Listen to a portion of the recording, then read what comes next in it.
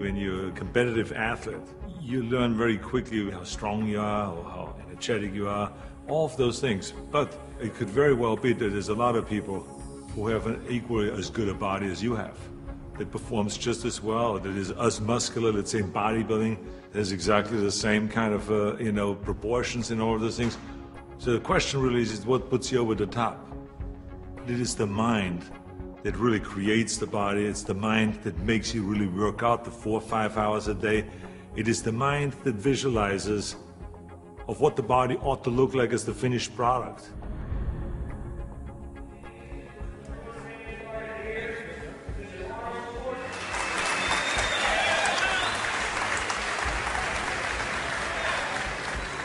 Hello everybody. For the last 2 years, I've been doing exhibitions like this all over California in various institutions and prisons and hospitals and so on. And I've been having a great time, and it's a very satisfying thing for me to do, to spend one day every month to come to one of those places and to help the guys with their training and so on. When I used to do seminars on how to become a champion, I would always ask people, why do you want to be a champion? Or what do you want to accomplish? Why are you training? And they will, if a guy will get up and he will say, well, I want to train because I think that if I get muscular and I feel like I'm getting the kind of definition, then I maybe can enter a bodybuilding competition. I said, sit down. I said, if you think this way, you're going to be a loser. You're never going to make it because there's no maybe. You got to get up and say, I want to be a champion. And I do whatever it takes. The amount of hours it takes, the posing, the this, the that, the visualization, looking at training footage, looking at motivational books, reading this, reading, whatever it takes, I would do. That's the answer I want to hear from you. You can detect right away those that are going to be shaky and that will fall behind and they will not go all the way, and those that are very hungry. And that hunger you have to develop because you have to create a goal for yourself, whatever that may be, a short-term goal and a long-term goal, and you got to go after that. And if you do not see it, and if you do not believe it, who else will? The body is very important, but the mind is more important than the body. We have to visualize what that body ought to look like in order to make it win, because that's what creates then the will that you need to go to the gym every day. The will that makes you go into the 4 reps, the will that makes you go beyond when you do your 500-pound reps in the squats and you can't do another rep and your body is shaking. It's the will that makes you go one more time down and struggle up one more time.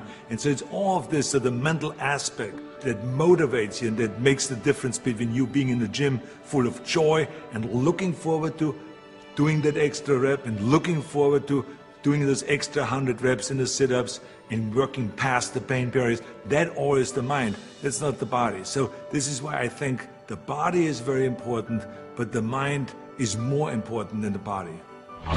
So you got to go to the gym and feel like every rep that you do is getting you one step closer to that goal, to make that vision that you have turn into reality. And that's why when you look at pumping iron, for instance, you can see that we always had great joy in the gymnasium. And people always were saying, why would you laugh and have a good time? You're working at 5 hours. Well, we did because I knew that every workout, every 5 hours will get me closer to becoming the Mr. Olympia or the Mr. Universe or the Mr. World and all those things. And I think that if you think that along the way you're not going to fail, then you're blind. Because there's no one that I've ever met, no matter how successful they are, that haven't said that they had their failures along the way. You have to. I mean, the only way that you really know that you can lift 500 pounds is if you're willing to fail. So if you're afraid of failure, then you will never grow. The people that grow the furthest are the people that really don't care. They fail or they make it, they're going to take that risk because that's what you have to do. I think what we learn in sports is very helpful to anything and everything else that you do in life. So now you apply that principle to acting. And you say, well, wait a minute, I put 5 hours in every day in working out, I did my posing 1 hour a day, I did my stretching and this and that, and all of those kind of things. So now, let me apply the same thing to my acting career. Let's go to acting class every day. Let's go and work on the accent, the same amount of time, with the same will, and let's visualize what am I shooting for? Okay, I want to be another Clint Eastwood. I want to be another John Wayne. I want to be another Kirk Douglas, all those great heroes that I admired as a kid. So that's what I'm going after. And that same principle works, even though there's so many people around that say, no, you will never make it because you have an accent, your body is too big, and your name Schnitzel or whatever, who can pronounce that? But you know. It doesn't matter if anyone else knows and if anyone else believes in it, but you know. And that you know that principle of visualizing yourself as a star will work, and all you have to do now is go towards that vision. I've retired from bodybuilding in 1975, and I signed a series of Conan movies.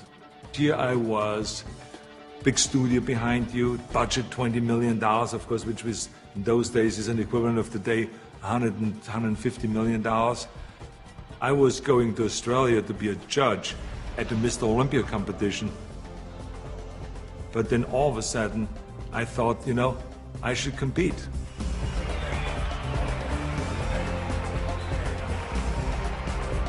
I think the competitors felt very disappointed. So they felt kind of, why would I do that? Why would I take that trophy away from them when I have everything else on the plate? And so I think there was disappointment there.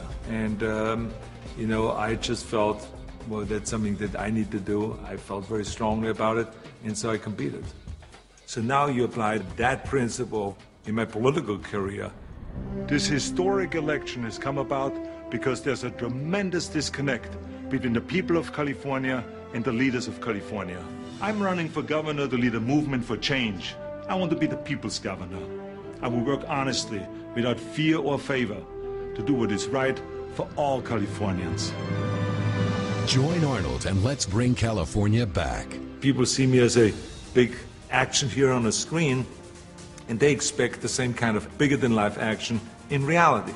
That's why in my political career, people always say to me, well, but this is politically risky to go and start, for instance, talking about prison reform. People don't want to go and even talk about that. So I say, well, maybe it's politically risky, but in the meantime, we have 172,000 prisoners in facilities that are built for 100,000, and something is going to break, and something is going to happen. I want to fix it. I feel very strong that I can bring people together. I feel very strong that I could unite Democrats and Republicans, all of those things. And I knew exactly what needed to be done to turn the economy around, to bring jobs back, to bring businesses back, to reform, workers' compensation, and to do all of those things. I knew there's certain things that we have to do to turn the economy around and to make people in California feel like that this is, in fact, a golden state. And true enough, after I have announced, and after I ran, and after I won, all of the things that I've planned became a reality. I always use bodybuilding as an example for a lot of things that I do. If it is talking about the budget, if it's talking about the environment, if it's talking about prison reform, somehow I always get in my experience of what I've learned in bodybuilding and then somehow tie it in of what I'm doing today. I have learned a tremendous amount, and every day still is a learning experience.